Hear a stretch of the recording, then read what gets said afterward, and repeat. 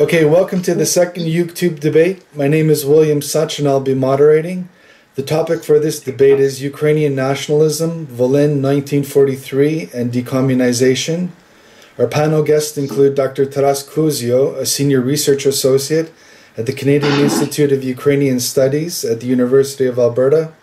We're also joined by Professor David Marples, who is chair at the Department of History and Classics, again at the University of Alberta. Gentlemen, thank you both kindly for joining. I've taped interviews with both of you separately, and the purpose of this debate is to bring you together to highlight and examine the differences between those who believe that the current policies of decommunization and national memory laws are the correct path for Ukraine to pursue following the 2014 Ukrainian Revolution and subsequent Russian invasion of Ukraine, and those on the other side who believe that these policies are flawed, deserve criticism, and that their implementation should be reconsidered. So, Dr. Kuzio, let's begin with you. What is your position? Well, the first topic we're talking about is the issue of Ukrainian nationalism, from what I understand. And I think that, to me, the questions here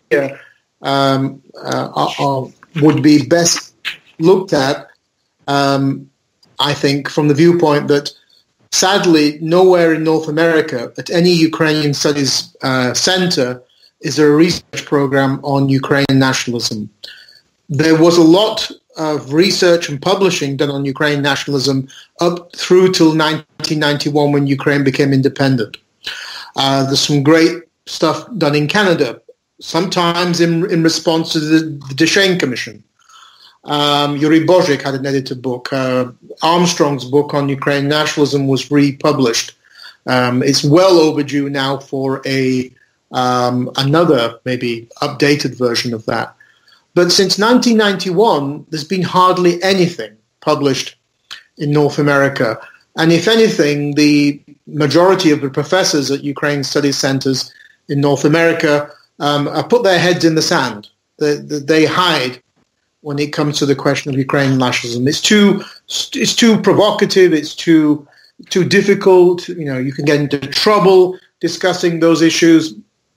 I commend David for being one of those who's willing to discuss it, but he wouldn't call himself as part of Ukrainian studies. He's a historian in the University of Alberta's Department of History. So in those areas, the one person who's not part of Ukrainian studies, who's done a lot of good work, and I would say very objective work. And what do I mean by objective? It means you get the backs up sometimes of Ukrainians, sometimes you get the backs up of Poles, and especially Russians. And that's, of course, Timothy Snyder. There's no question that what Timothy Snyder does as both an academic and as a public intellectual, for example, his recent speech in Germany, is more than Huri and CIUS combined. What's also interesting is that there isn't really anything done from the political side about the teaching of history in Ukraine. Because this area we're looking at, the whole question of memory, national memory, the decommunization, government policy on national identity, crosses both into history and political science. It's both. And David is a historian, but he does stuff in political science, in contemporary Ukrainian politics, and I'm now delving into the sphere of, as it were, history. These areas kind of overlap when we're dealing with national memory and identity. What my concern is that there's a lot of criticism of Ukrainian nationalism, but there's nothing really to balance against that. And that's really the fault of both the Ukrainian government. The Ukrainian academics live in their own little bubble. They don't really interact with the Western academic world. And the Ukrainian diaspora hasn't really invested in that, hasn't really pushed Ukrainian studies centers to sort of move into this very important field. I mean, there's been a fixation on the Holodomor, to monopolize funding. And in some cases, for example, huge amounts of money, like in Toronto, go into the translation of Hrushevsky, which I think, to be quite frank, is a waste of money. but must have cost millions by now. Now, what that means, there's a sort of a vacuum, and this has especially become acute in the last few years because we've had a revival of attacks on Ukrainian nationalism from, of course, Russia. They've revived the old, in the Soviet Union, it was bourgeois nationalists, Nazi collaborators, and now it's fascists, of course, fascist Maidan and everything else. And that has been spread like wildfire around the world through social media, through a massive Russian information war onslaught. And there's very little pushback against that. So there's a lot of things going on. Now, the way if we're looking at sort of the 30s and 40s, and I'm delving into a field which is not mine, history, what I tend to see as an outsider looking at historians looking at this is that it seems that the only fascists around in Eastern Europe are the Ukrainians. They seem to get most of the stick about this question. And I think that, to me, seems very imbalanced. I think there's very little balance when there's talking about OUN or PA. I did provide some sort of slides for William to sort of show about the degree to which this is a very confusing and convoluted sphere. There is some good work has been published by Myroslav Shkandrij from University of Winnipeg, and George Liber as well, writing about sort of Ukrainian nationalism at the time, talking about it as more of a pragmatic cooperation with Germany, not an ideological cooperation. But I think that the problem is that there's a kind of a one-dimensional focus that Ukrainian nationalists were Nazi collaborators, and there's nothing else thrown into the picture. This obviously was a very, very confusing time. I mean, to put it very bluntly, in 1939, the Ukrainian nationalists were the first to fight the Nazis in Carpatho-Ukraine. That annexation of Carpatho-Ukraine by the Hungarians was backed by the Nazis. It was OUN fighting the Hungarians. There's no question that OUN saw Nazi Germany as the spoiler of the status quo in Eastern Europe from 1939 to 1941. But that sort of period seems to dominate the way Ukrainian nationalism is looked at. Despite the fact that in 1941 Bandera and Stetsko were arrested, 80% of OUN members were either imprisoned or executed, and from 1942, UPA and OUN were fighting the Nazis and the Soviets before the Soviet partisans came on the scene. And then, of course, things moved on. The most interesting aspect to me, and I'll just finish on this question, is that, of course, the Nazis were no longer around from 1944 in Ukraine because they were pushed out by the advancing Soviet army. And yet the Ukrainian nationalist underground fought on until the early 1950s. So there was no question, therefore, of Nazi collaboration from 1944 to the early 1950s.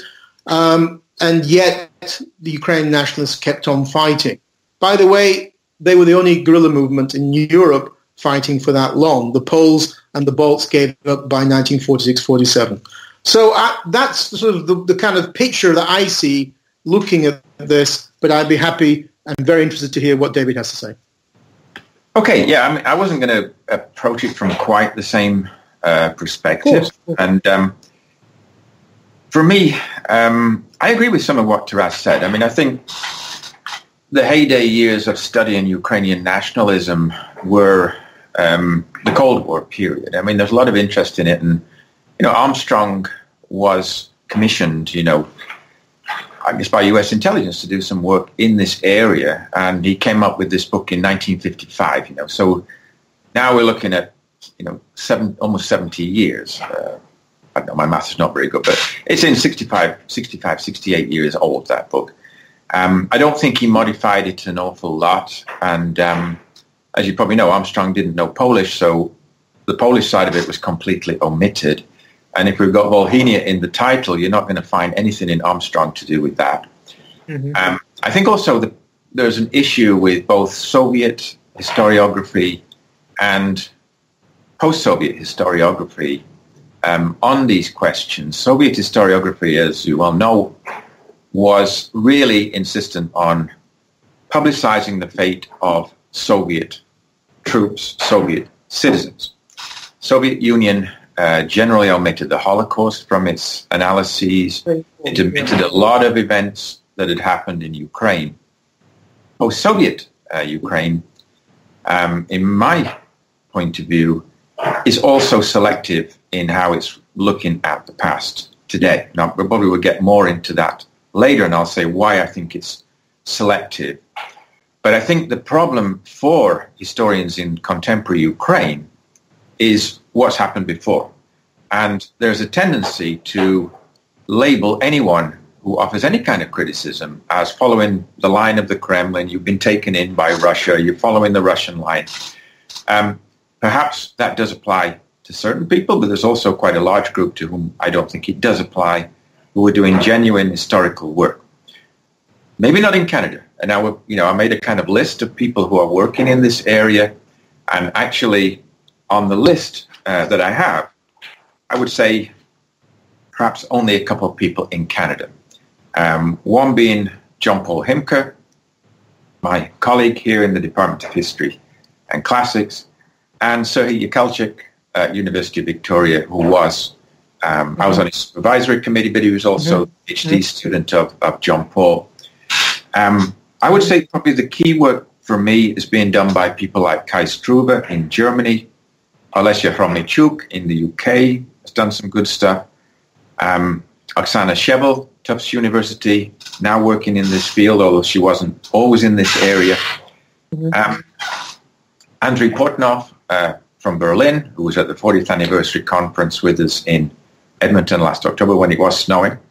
And these are of the opinion that what's happening in Ukraine today is unfortunate because basically it's not an open approach to the question of national memory or collective national memory, and that neutrality in the discussion has been completely pushed aside, so that what you have is, first of all, a partisan Soviet version of the Ukrainian past, followed by another partisan version of the Ukrainian past, which is nationalist in orientation. I don't think it can be denied that, I don't know what I just did, but I don't think it can be denied that the question of war crimes pertains to every single nation on this planet. Ukrainians should not be singled out for war crimes.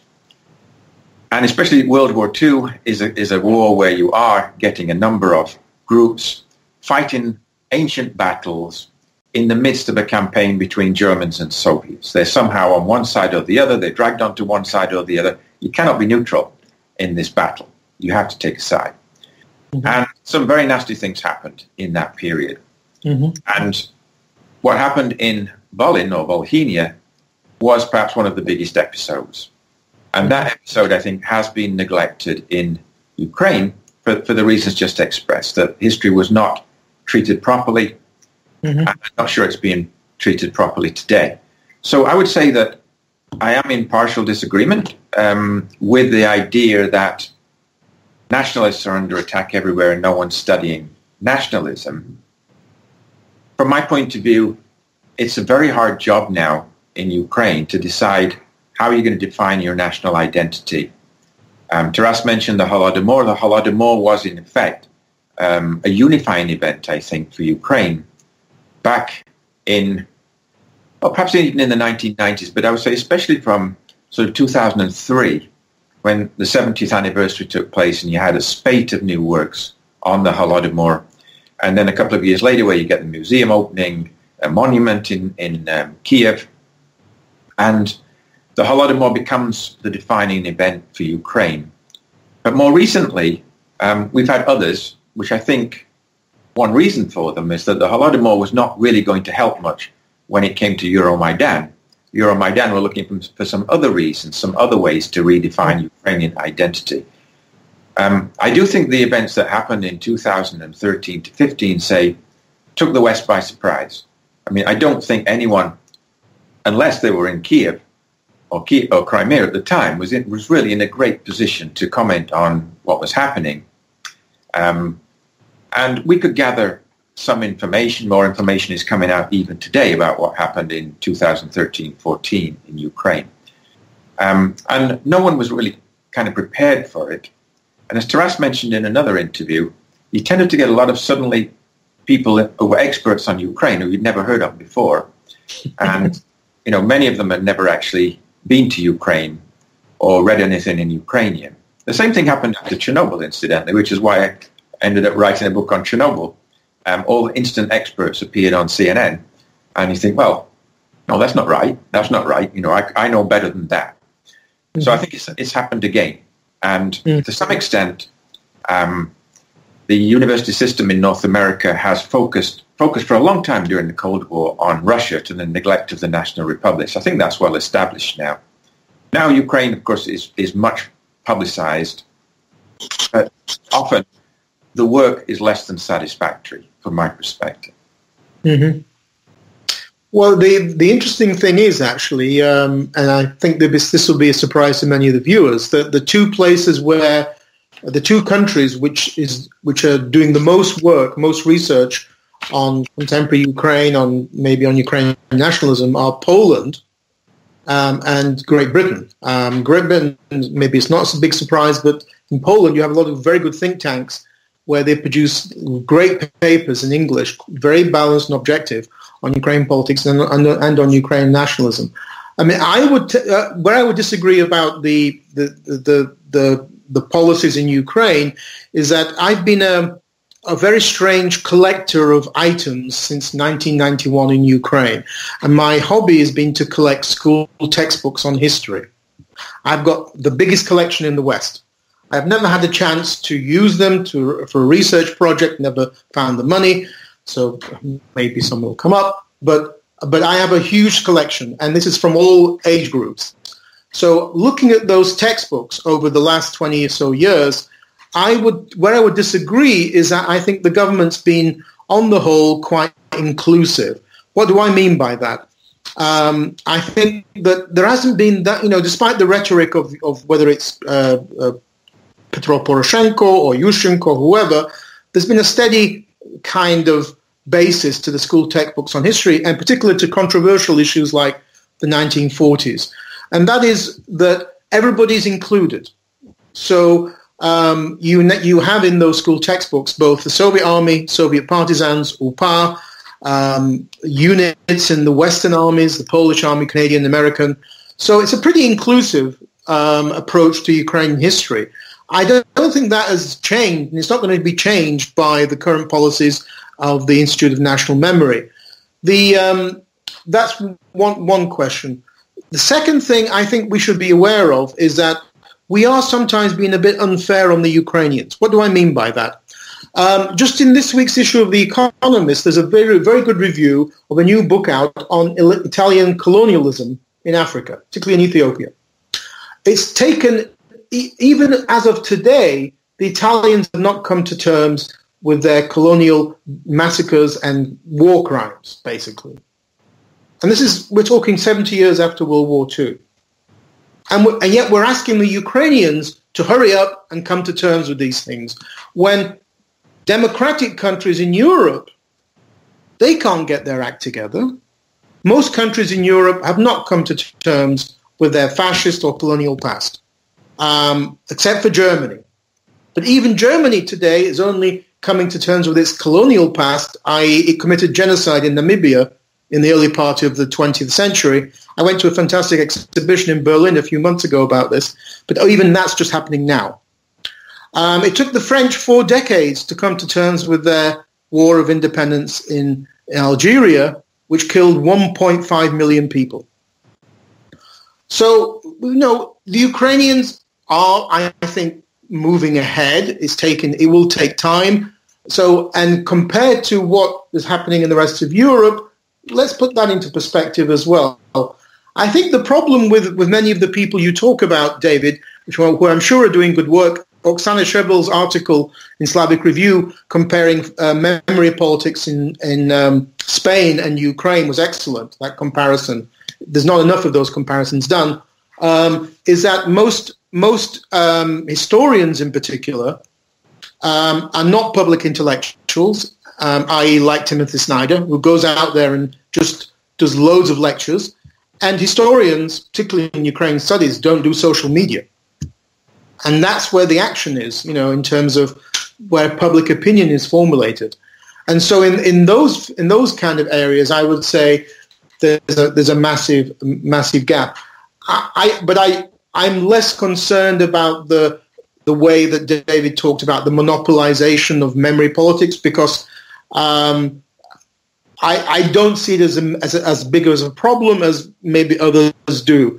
But that's a matter of debate. I mean, it's we have different people who have different opinions about it. If we narrow this down to, let's say, Polish-Ukrainian discussions on the events, because if we're talking about Volyn, then I would say that in the early part of the 21st century, there were some excellent debates between Polish and Ukrainian historians on this subject, and several volumes published containing the opinions of both sides, with, I think, a fairly high level of sophistication. And this was the same time when the Ukrainian government commissioned a group of historians to study the question of OUN and UPA and come up with some kind of conclusion as to whether they were good or bad, or whether they committed war crimes, or whether they didn't, etc.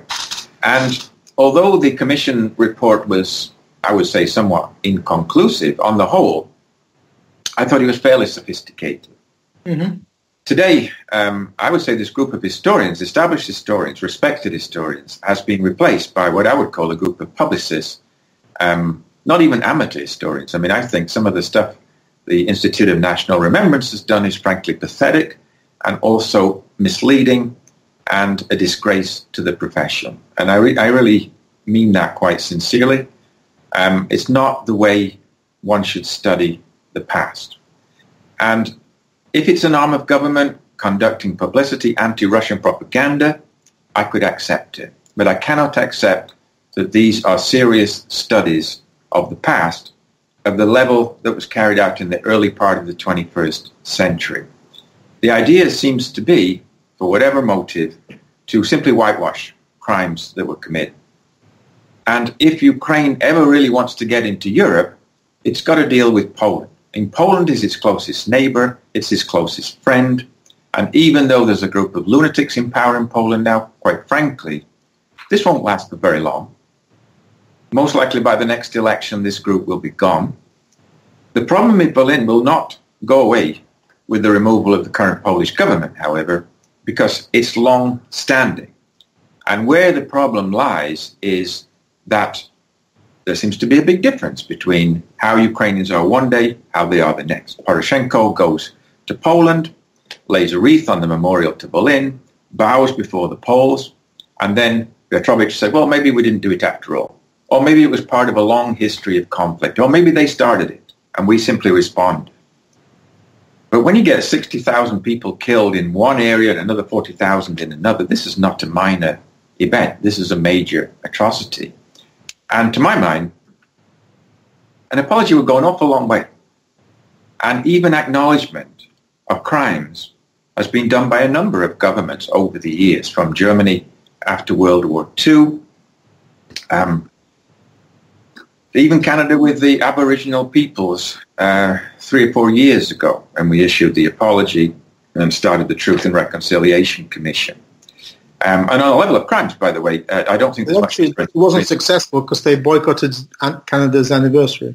Well, they boycotted one event, but nevertheless, I don't think that you're going to get a solution to that right away either. But nevertheless, I think the government attitude was correct.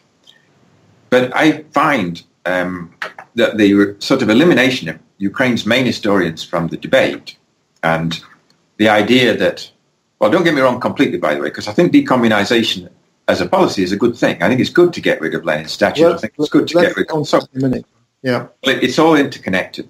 It's all got to be interconnected. But I do think that the approach is wrong, and that the Institute of National Remembrance is an unfortunate blip, actually, in post-Soviet Ukraine. I really don't think it's progressive, and I don't think that what it's doing should be supported. I think that here we're getting into the weeds of many of the problems, and here I would actually disagree with a lot of what David said, and I'll explain why. Just to put some, it's good for the viewers to have some context here. It's always going to be a problem, whether it's Ukrainians or Poles at the presidential level, when they begin interfering in memory politics and start sort of messing things up. And it began with Yushchenko. He should never have got into the weeds about Stepan Bandera. That was a big mistake on his part, even though it was applauded by the Ukrainian diaspora. They loved it. And now we have the same thing in Poland with Kaczynski. And so when presidents start to get involved in these areas that should be left to experts, historians, intellectuals, and such like, then you create problems. So you've had examples on both the Polish and Ukrainian side. I disagree, sadly. I would hope it would have been different, but I disagree that the Kaczynskis and Polish populism, Polish populist nationalism will go away so quickly. Sadly, this is the trend throughout Europe and North America at the moment. Canada is an exception. And we saw that with Trump winning in America, the elections. And therefore, the Kaczynskis and their party are going to be around for quite a while. And what they're doing in exaggerating what took place in World War II, in 1943 in particular, is actually playing into the hands of the Russians. The Russian information warfare, Sputnik, Russia Today, love what they're doing. They love this bellico stuff. Why do I think David is off track here? Well, first of all, he's focusing, as all, it seems, most of the academics focus on Volyn 43. So only thing that happened was Volyn 43, and the only people killed were the Poles. Well, I'm sorry, David, you're wrong. And here I would actually support Viatrovych in his writing, where he talks about this being part of a longer civil war between Poles and Ukrainians, and you can't explain what took place in Volyn without understanding the context and the previous period in time. So let's and I've given a slide for William about this, but let's go back. These things happen in the context. 1930, pacification. The first massacres of civilians were done by Poles against Ukrainians in the late 1930s in Holmen Podlasia. Orthodox churches were destroyed. Ukrainians were massacred. Then in 1942 in the same region, and they then fled to Volyn.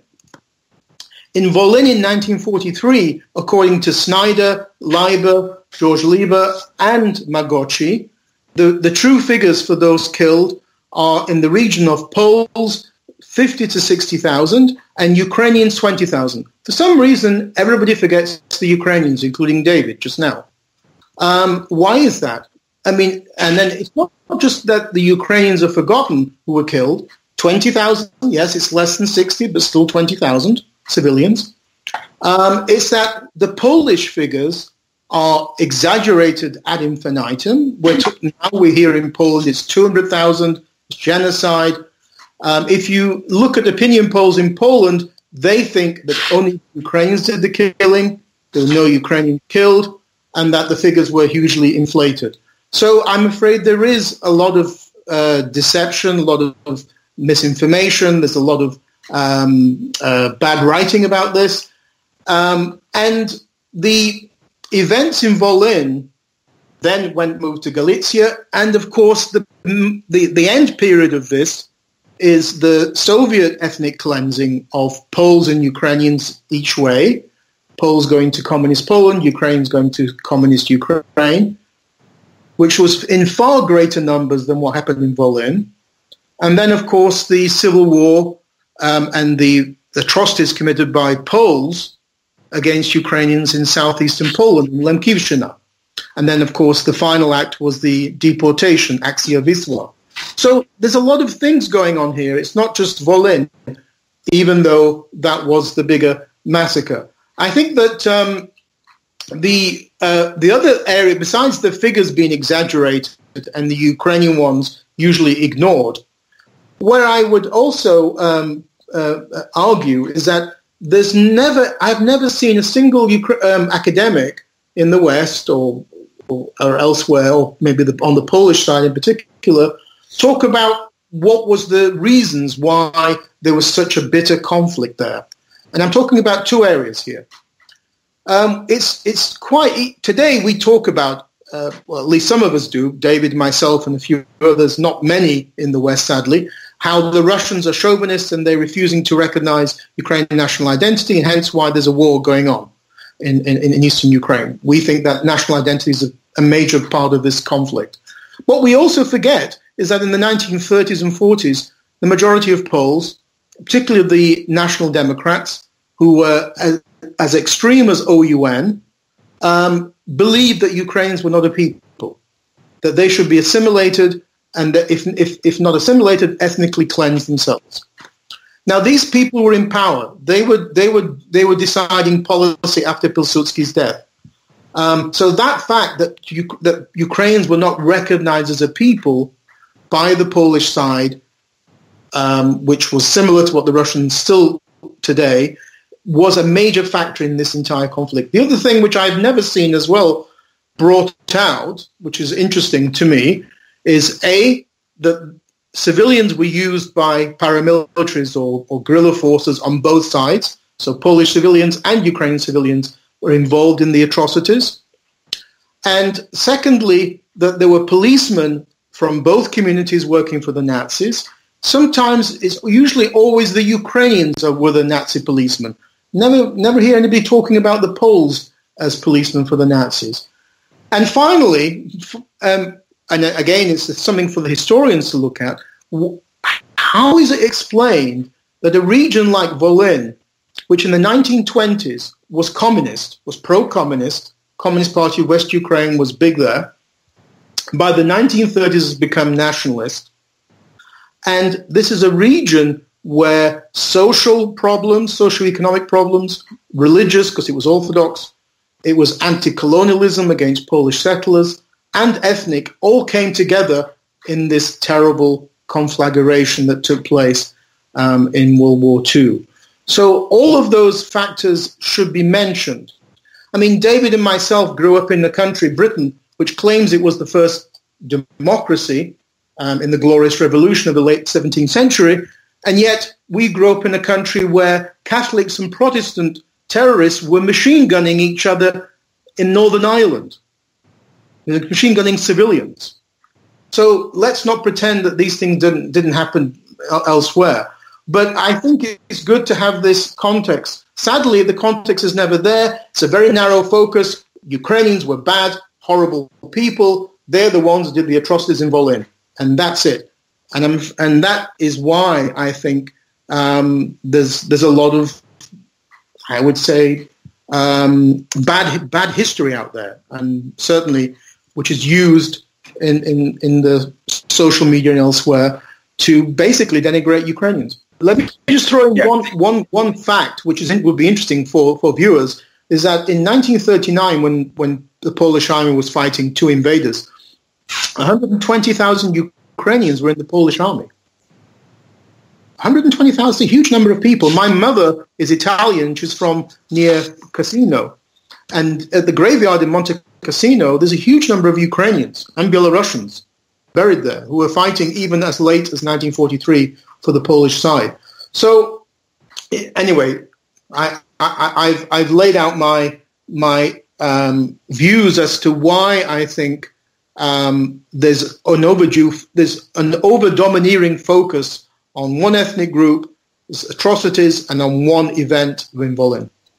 Yeah, I mean, to answer your question and also to respond a little bit to some of the things that that Taras said. I mean, I think, first of all, it refers to the situation in Poland in the interwar period, where Poland was left with large minority groups in its eastern borderlands who it thought might break up the Polish state. I mean, Poland today is almost homogenous, 96% or something Poles. In that time, it was probably 52% Poles. And if you look in the eastern regions, Poles were, for the most part, in a minority in their own country. And there were different ways to go about dealing with this problem, and I think they did most of them rather badly. However, I think it would be remiss to forget that the largest group of Ukrainian, politically motivated Ukrainians, was the Ukrainian National Democratic Union. And for quite a long time, they did work with the Polish government through the Polish Sejm. They didn't actually get as far as they wanted. And the frustration after the pacification and even before the pacification was such that extreme elements got a much broader role than they would normally have played. Now, whether you're looking at the communists, who were, after all, part of the Communist Party of Poland, or the nationalists, who were the extremists on the right wing, neither of those factions would have achieved any prominence if society had developed in any kind of normal fashion. So I think that's fair enough to say, yes, Poland was an authoritarian state. I wouldn't compare the pacification with Volhynia, quite frankly. I think the scale of losses was far less. And also I think that one has to take into account the situation in 1943. In early 1943, the Soviet army defeated the Germans at Stalingrad. That was the first and largest of the German defeats on the Eastern Front. The Germans, from that point in the war, were retreating. And I think, quite frankly, the OUN and part of the UPA looked at the situation and they thought, what happened after World War I? Whoever was in control of these lands was given that state. We'll get these lands one way or another. In other words, the event was not necessarily related to anything that had gone before. This was an opportunity to secure this area before the Red Army arrived. It's naive, because the view is that the Red Army would accept it when it arrived, but there were a lot of naive viewpoints in those years. And therefore, you simply massacre the local population. And you do it in a fashion, and one of the perpetrators even said this, it's rather similar to the way the Nazis dealt with the Jews. We dealt with the Poles the same way. Get rid of all of them. You don't spare anybody. After that, the Poles, in retribution, killed about 20,000 Ukrainians. I mean, the exact numbers I don't think are well known. This is one event, and it's a big event. And the unfortunate thing is that unlike Polish rule in sort of what we call Western Ukraine in the 20s and 30s, it's been well covered by historians.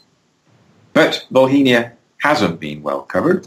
I mean, the article that Tim Snyder wrote in 2003 was remarkable for the fact that this was the first time anything had appeared in English on the topic in a scholarly journal. That's why it was so unusual at the time. There's been a little bit more since, but unfortunately, and I don't disagree with what Taras said about the Polish side has its own axe to grind. They're developing a kind of cult of suffering just in the same way as Ukraine has done over events as well. And for them they've called Volhynia, their genocide, and they're using terms of the Jewish genocide by way of comparison, which I think is unfortunate. The problem for me, though, is that one simply has to deal with this. And if you get into this mutual accusations of you did this first, we did that first, you kill more than we did, we kill more than you did, historians should not be operating in this kind of fashion.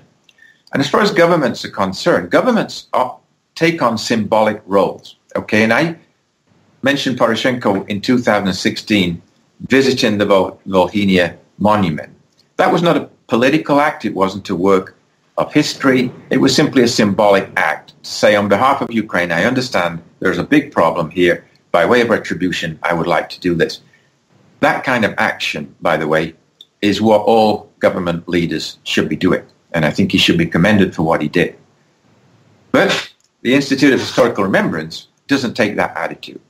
And the whole goal of this institute is to whitewash what we did, forget about all the crimes, and simply think of some other solution.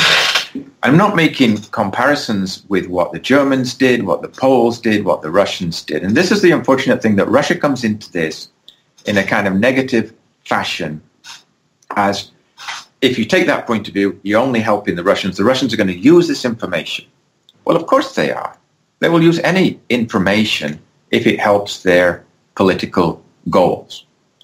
And I would say that today, the Russian propaganda, it may seem a little ludicrous at times, but it's very sophisticated in many ways. And we're only beginning to understand just how sophisticated it is.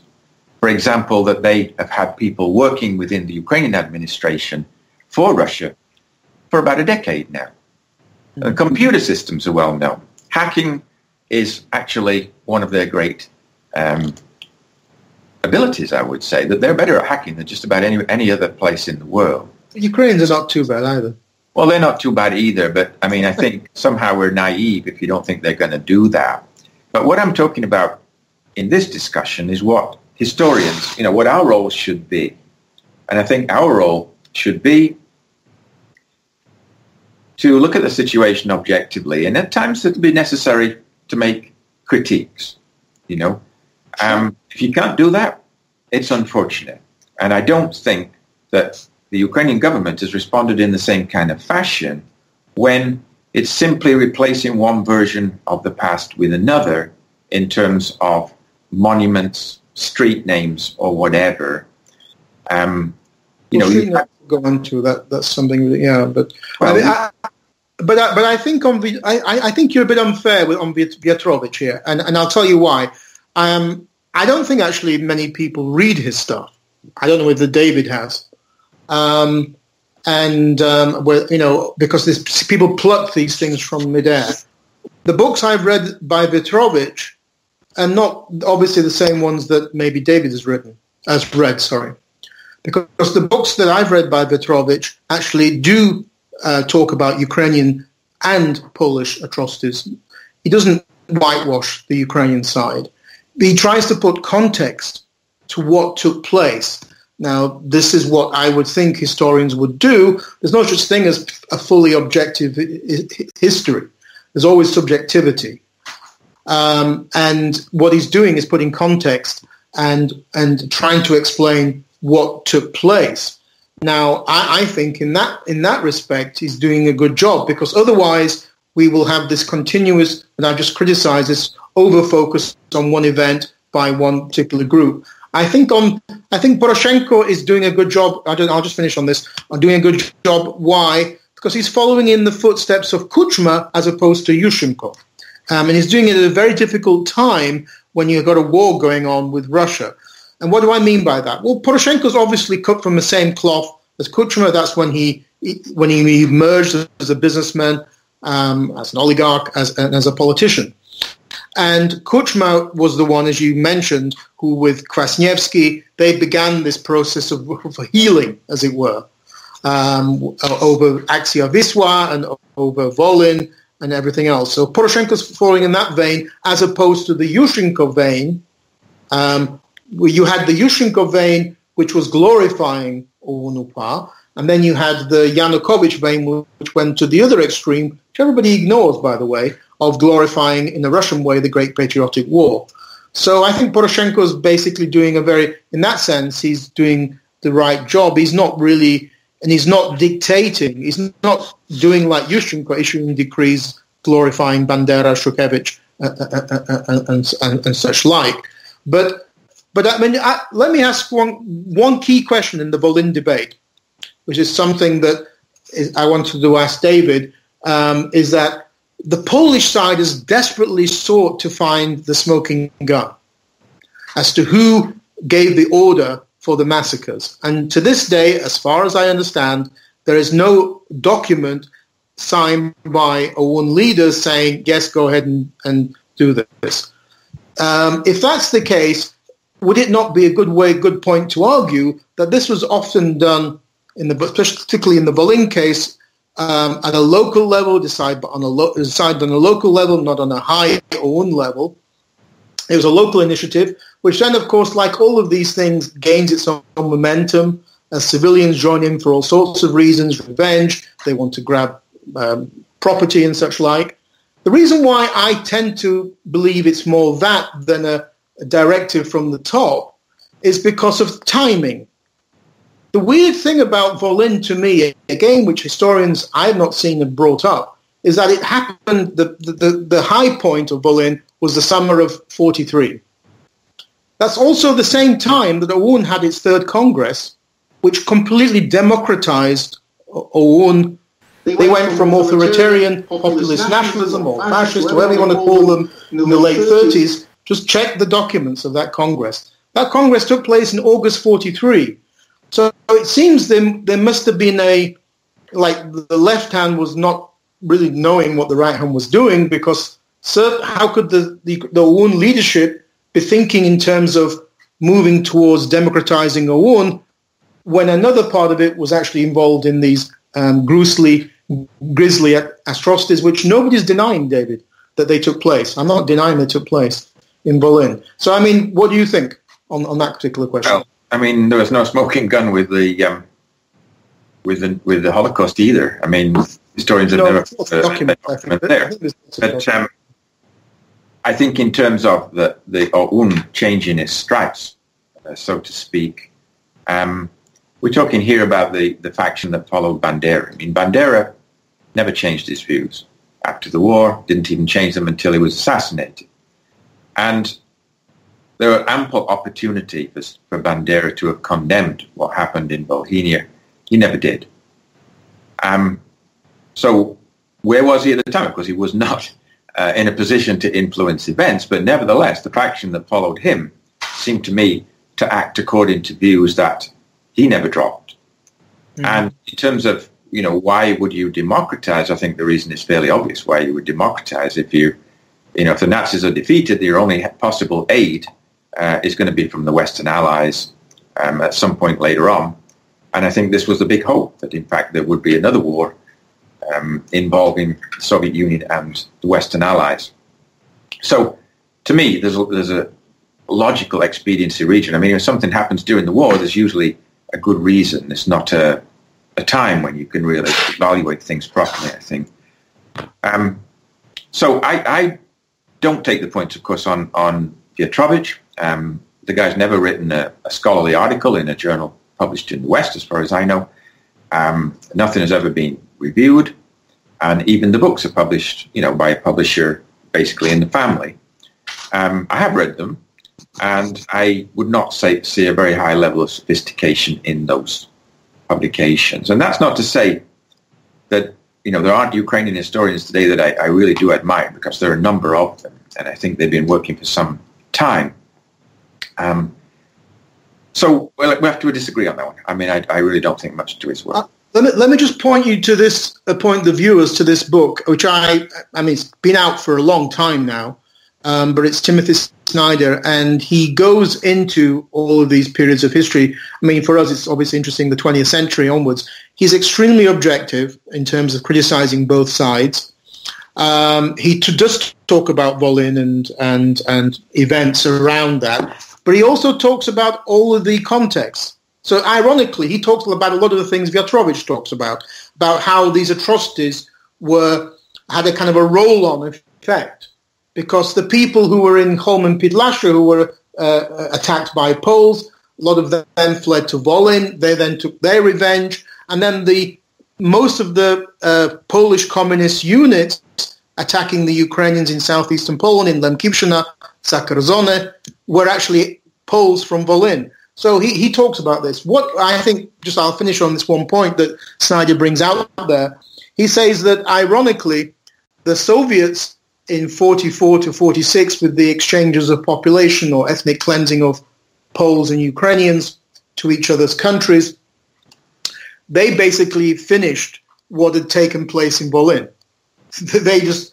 They realized that these two groups could not live side by side, and continued this process until you had an ethnically homogeneous West Ukraine, an ethnically homogeneous Poland. So it's To me, and I'll just finish on this one point, what I'm surprised about is why this is such a big issue for Poland. Because yes, it's a relatively large number, but by World War II standards, this is a small number of people. Just think of how many Serbs were killed by the Croats. 500,000 Serbs were killed by the Croat puppet Nazi regime, and that's in a country with a far smaller population. The Warsaw Uprising killed far more Poles than this.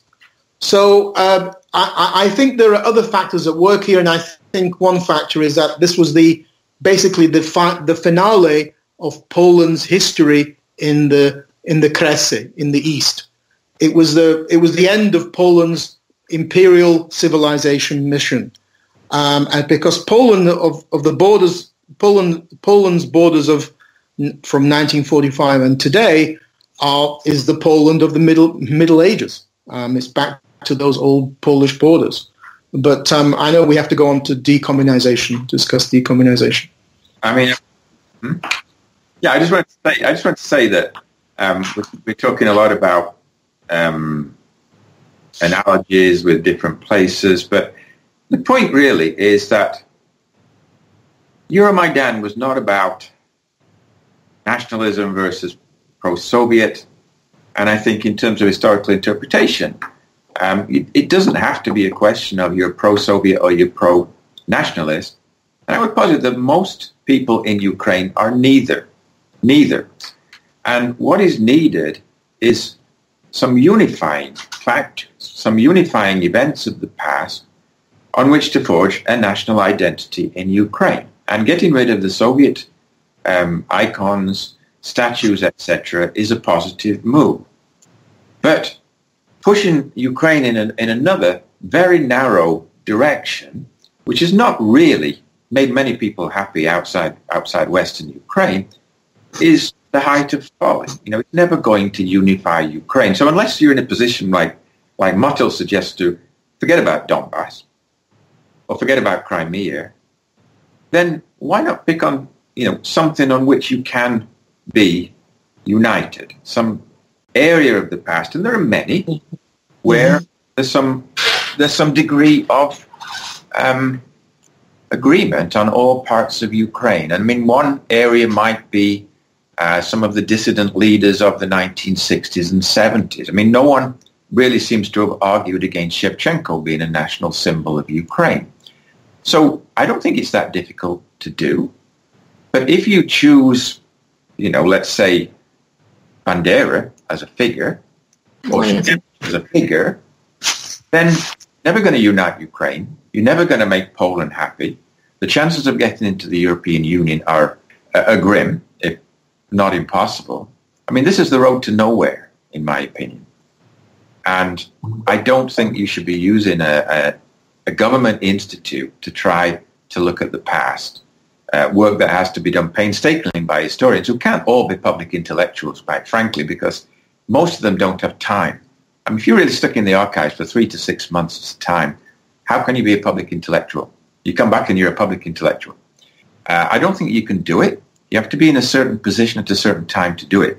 And with someone like Snyder, he wrote 4 or 5 books, and now he's taking on this role. And the last thing he wrote seemed to be it was a political pamphlet, 10 rules to follow to get around the Trump presidency. I mean, this is not an academic work. So I think sacrifices have to be made. Just a very unhappy bunny that Trump was elected. Just let me say that Bandera it's incredible why Bandera is even an issue to be even discussed, because he was a nobody in terms of Ukrainian nationalism. He became the leader of one wing of OUN in 1940, and then in 41 he was arrested, and they never set foot in Ukraine again. The people who led OUN in the World War II were Mykola Liber and Yuri Shukevich, and therefore you're right that Bandera never changed his stripes. He remained true to that authoritarian nationalist populism. I know that because I grew up in Britain, and that's the only country in the West where they were in power in the Ukrainian community. And whereas in America and Canada you had more of a pluralism, as it were. So Bandera didn't really play any significant role in the 40s, and one wonders if he was such a big revolutionary, why didn't he go back to Ukraine to fight? But that's a separate kind of question. I mean, I think that on the question of Ukrainian nationalism, you'd be surprised, David, or maybe you won't be surprised, because conflict and war always changes identity very quickly, as you know. And in the case of Ukraine, we can thank Vladimir Putin for doing that. And today, the opinion polls show that for the first time ever, that more Ukrainians have a positive view of Ukrainian nationalism or UNUPA than a negative view. This is the first time ever. And that's moved even into central and parts of eastern Ukraine. It's not surprising because there's a war going on. I mean, we shouldn't be surprised about that. But I would agree with you about Bandera. I mean, I don't know why he's even a topic to be discussed.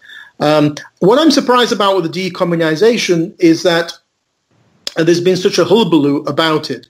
And there was this open letter signed by a huge number of academics. Sadly, I know at least one of them who told me that he signed this open letter and he hadn't even read the laws. Luke and Wei, by the way. So the person in charge of Ukrainian studies, Ukrainian politics, at the Munk Center in the University of Toronto, signed this open letter attacking the decommunization laws and hadn't even read them. I suspect many others had not read them who signed that open letter as well. So why did they do that? I mean, you have four for your viewers, just to quickly recap, you have 4 laws which they're not really controversial. The first one is maybe the most controversial to some degree. It recognizes, and I use the word carefully, fighters, not heroes, fighters for Ukrainian independence in the 20th century. And in the law, there's a massive list of people going from 1917 through to the dissidents and the contemporary period. OUN and UPA are just one of a huge number of organizations and structures. Secondly, is access to archives. I'm sure as a historian, you'll be very happy with that. I've worked in those archives, by the way, in Kiev on Soviet war against Ukrainian dissidents. It's excellent. 3, the move from this Soviet mythology around Soviet and contemporary Russian mythology of the Great Patriotic War to World War II. Why should we be opposed to that as well? And fourthly, prohibiting communist and Nazi propaganda. Again, if it was just communist, I would understand, but it's prohibiting both. Again, what's wrong with that? I know that historians are not as big as political scientists in terms of comparative work, but comparative is sometimes interesting. Germany has done an incredible job in denazification after World War II. My father was a slave laborer in Germany, he's been getting a pension from the German government since the 1970s. Austria never did that. And that is why today Austrian fascists and nationalists are able to get nearly 50% of the vote in Austria. So prohibiting and decommunizing the communist or totalitarian ideologies, communist and Nazi propaganda, to me is fine. So of those 4 laws, 3 of them should be zero controversy. The first one, okay, if you don't want to include in the list of fighters for Ukrainian independence or UNUPA, then that would be the only thing you could quibble with. But what else? I give the floor to David. Well, yes, and maybe I'm the appropriate person to give the floor to, since I'm the author of the open letter. Well, now I found the guilty party. Not just me, also James Scher. I would say we wrote it together.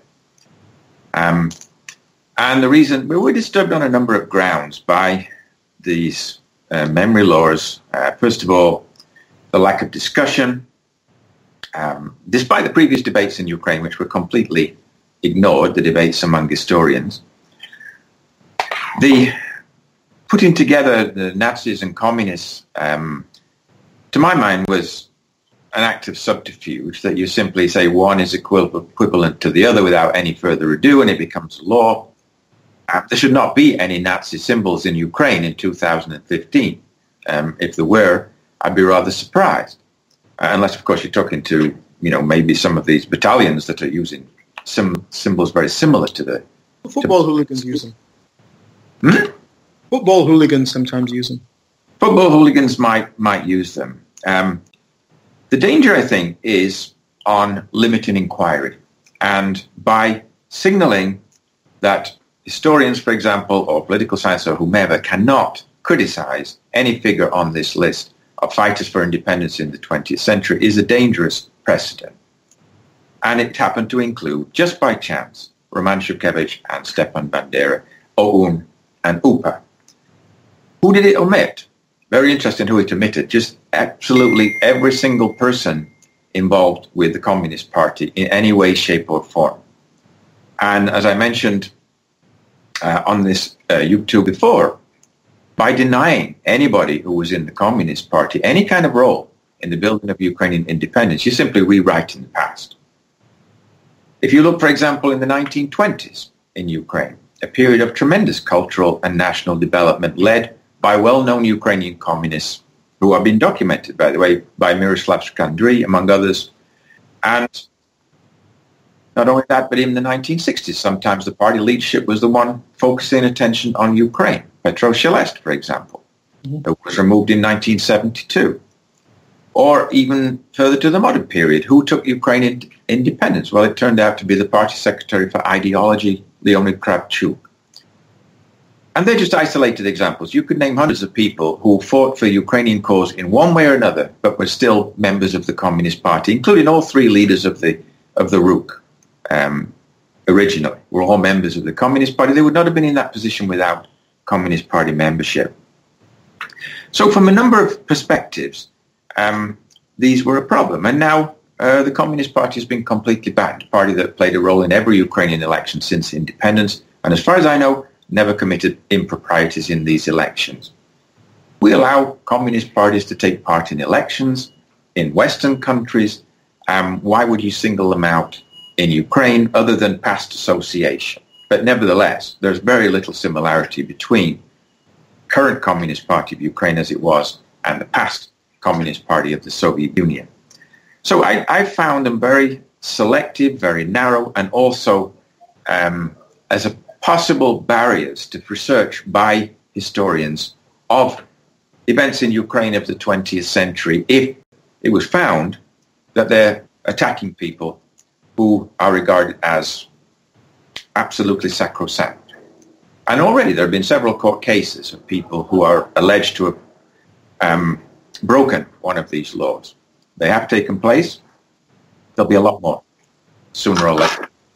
Why do you need to do that? I simply don't know why you would simply pass that law. It's an unnecessary series of laws, and it's not, to my mind, it doesn't have any kind of positive impact on the future of Ukraine.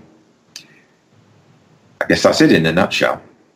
I have to leave in 10 minutes. Is it okay to ban the Nazi Party in Germany, but not the Communist Party in Ukraine? I think it's a completely different perspective of the two. Why? They both committed massive crimes against humanity.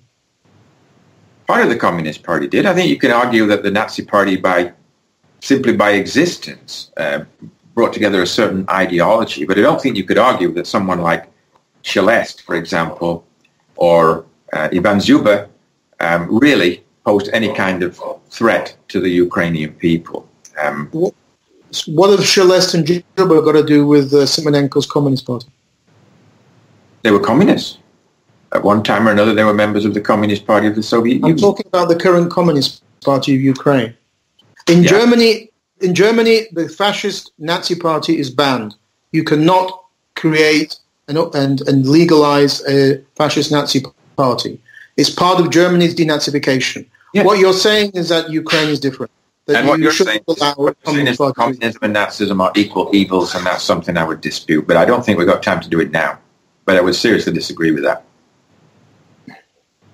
Well, I think you're on a losing streak there, because they both they killed millions of people both. And I don't see the difference, and this is where I don't understand, if it's okay to do denazification in Germany, it seems to be a problem doing decommunization in Ukraine.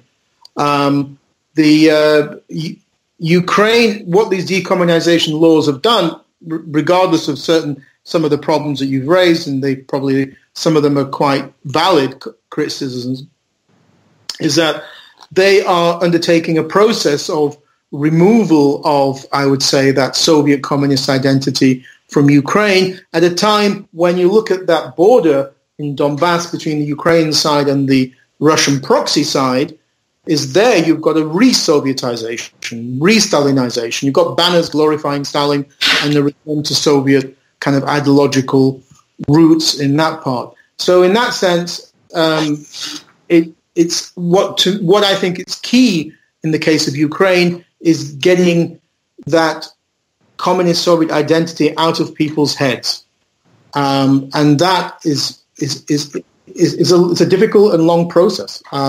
But there's no other way. I don't see what other ways there is of doing that, and that is helping Ukraine move away from that Soviet past and move towards Europe. And by the way, I think it's wrong to keep hinting about European Union and other membership that you did and Andreas Umland keeps raising. The EU and NATO are not offering Ukrainian membership. Not likely to offer Ukraine membership for a long time. So the idea that something that Ukraine will do will harm Ukraine's membership is completely wrong. This has been set out as the policy of Ukraine for some time. I mean, this is what Yushchenko said after the Orange Revolution, that the goal was ultimately to get into the European Union. They can say what they want. I can say I want to win the lottery tomorrow, but it doesn't mean... membership has now taken place. Ukraine is the next on the eastern borderlands. I don't think it's inconceivable at all that Ukraine could join the European Union eventually. It's, to me, just as conceivable as, let's say, Serbia or Romania, which is a part of the European Union, joining, and in many ways much more logical. So they could take up Ukraine. They could take up Britain's seat. UK could become Ukraine. Well, UK. I mean, what's happening there is another matter entirely. But I would like that to be the case, but I don't think that's sadly likely. The EU is in a deep crisis, and the idea that it's going to offer Ukraine membership in the future is in the near future. Well, you could put it another way. You could say a pro-Western direction, if you like, then. Because if you leave the Russian orbit and you just kind of sit there, then you're extremely vulnerable. I mean, this is what Belarus has found, that, okay, we will separate ourselves from Russia, but where do you go under Lukashenko, right? There's nowhere else to go. But Ukraine has put down certain markers, right? I mean, it started a reform program. In many ways, it's democratized. It has actually, of the post-Soviet states that are outside the European Union today, you could say in many ways Ukraine has achieved the most in terms of democracy, in terms of a functioning parliament, pluralistic side of it left aside. And these are, rules to be guided by, that most of the principles of the European Union were accepted by Ukraine in the partnership program. Otherwise, they would not have signed it. But I think going back a little bit to, the more complex question of a comparison. I mean, I think what you have in Europe today is a society that's been dominated by the Jewish Holocaust, and in many ways has been formed by it. That this must never happen again.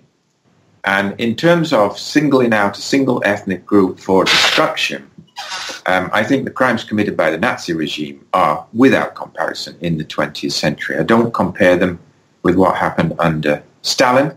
I admit that there were many losses under Stalin, but I don't think that they were necessarily part of a premeditated policy of extermination of a certain sector of the population. Perhaps the Holodomor accepted from that statement, but that's another complex subject in itself. So I think it has to be special. I think it should remain special. And to suddenly, to try to combine the two and say, oh, they're equal evils is very simplistic. And to ban the Communist Party of Ukraine, I think it's unnecessary. You don't need to ban a political party unless it's actually going to be harmful to the state. And I don't think it's proved that it has been. I mean, it's non-event anymore. They're never going to get a majority in parliament anymore. They're a failing force. And Simonenko is just, dragged out every election. He gets a few votes. I don't think that situation would change if they were allowed to function. However, simply banning them just looks like a very indiscriminate, anti-democratic kind of move that you really don't need to do. I don't see how you can call it anti-democratic if I forgot, by the way, Italy and Germany ban fascist and Nazi parties, and therefore if they can be founding members of the Council of Europe and the European Union, and they can ban totalitarian parties on the far right, then Ukraine has a right to ban the Communist Party as well. And I would refer you to various documents published by the European Parliament, by the OSCE and others who categorically equate communist totalitarianism with Nazi totalitarianism. So we can debate this for a long time, but in the political domain, at least in the European politics, there's no question that they put both of them on the same level. So I don't particularly see. I think the Communist Party has committed crimes under Semenenko. It was a very close ally of the party regions and Yanukovych. It was basically its satellite party. And in 2014, many of the Communist Party members, including other far-left parties like Progressive Socialists, closely worked on the ground in Donbass and elsewhere with the separatist forces. So there's certainly things that you can, to say that they are somehow clean is certainly... No, I never actually said they're clean.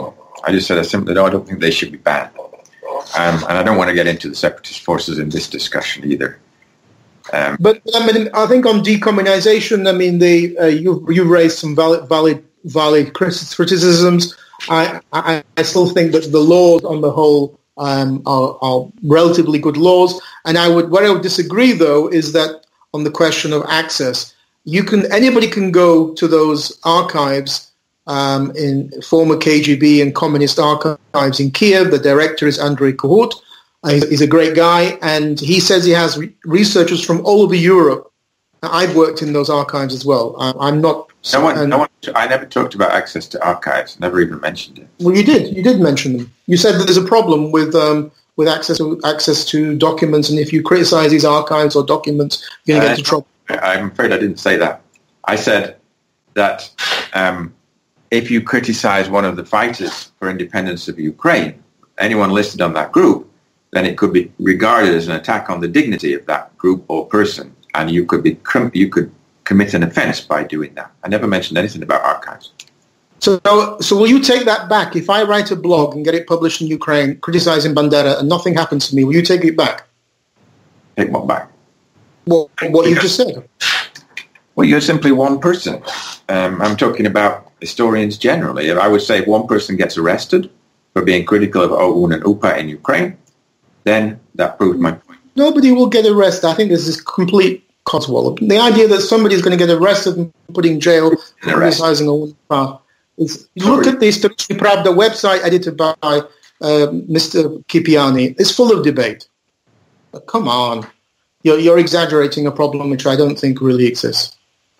I really don't think it exists. Ukraine's a pretty open society. People have all sorts of views about these different topics, all sorts of views. And I've debated about Bandera, saying I don't think he's an important figure in Ukrainian nationalism.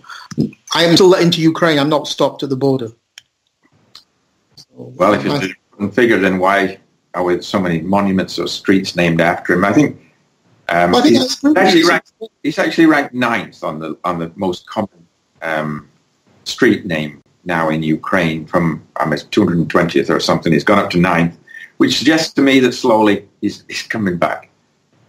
No, I would agree with you. I think it was absolutely childish and immature to rename Moskovska Street as Bandera Street in or whatever it was in Kiev. I mean, just to put two fingers up at the Russian consulate, I think, is on that street or whatever it was.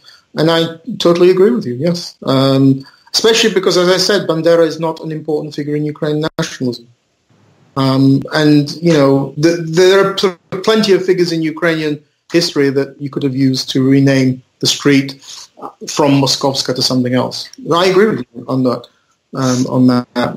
Sadly, you have a lot of immaturity in that field. But that would have been the job of the mayor of Kiev, Mr. Klitschko. But I don't think boxers are pretty bright people. Professor Marples, Dr. Kuzio, thank you very much for what turned out to be a very, very civil discussion on emotional subjects that would typically get the blood boiling of some Ukrainians. So I'm going to attribute the civility to your British heritage. No, you've forgotten. We're two Yorkshiremen. We're both from the same. I was born in Holymore Side, which is on the edge of the Peak District. It's in Derbyshire. Oh, then I take it back. I take it back. David did most of his life was in the People's Republic of South Yorkshire, Sheffield, which is twinned with Donetsk. That's right. Twinned with Donetsk, which is. I don't think many people know that, so I think I've let the cat out of the bag here. It's true. I got to rest. Yeah. It's 12. It's past midnight here, so I'm going to have another wee dram and then go to bed. Thank you very much, gentlemen. Take care. Bye.